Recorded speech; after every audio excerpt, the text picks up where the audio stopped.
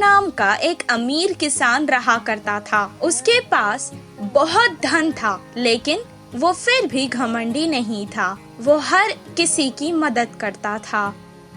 उसके दो बेटे थे, एक का नाम शिवा था और दूसरे का नाम गोपी। वो दोनों कुछ काम नहीं करते थे। बैठकर खाने से पहाड़ों का खजाना भी खत्म हो जाता है। इसी तरह वो भी धीरे धीरे गरीब होता जा रहा था। दिन ब दिन वो बूढ़ा और कमजोर होता जा रहा था। उसे उन दोनों आलसी बेटों की बहुत फिक्र रहती थी और हमेशा उसी फिक्र में चिंतित रहता था। एक दिन वो उन दोनों को एक अच्छा सबक सिखाना चाहता था।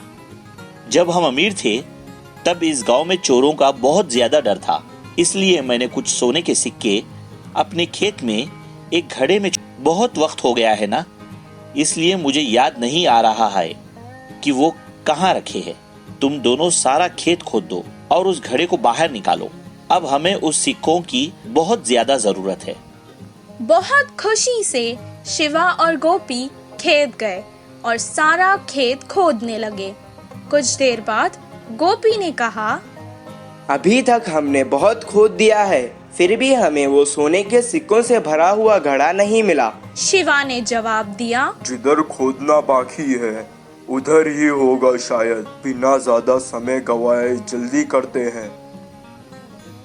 बहुत मुश्किल से उन्होंने सारा खेत खोद डाला, लेकिन उन्हें वो घड़ा नहीं मिला।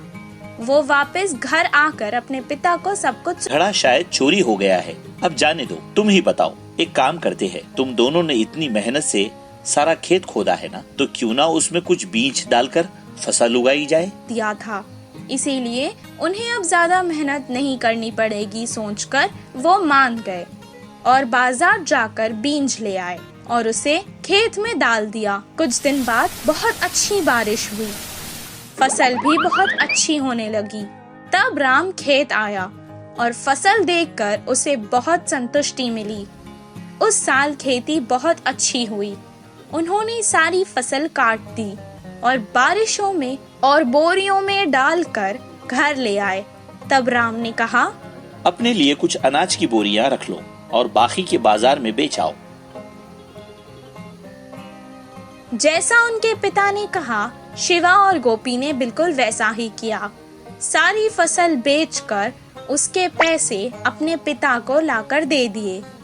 अपने बच्चों की पहली कमाई को देखकर वो बहुत खुश हुआ और कहने लगा, बच्चों, यही है वो सोने के सिक्कों से भरा घड़ा जो तुम दोनों मिलकर हर साल इस खेत से कमा सकते हो। तुम दोनों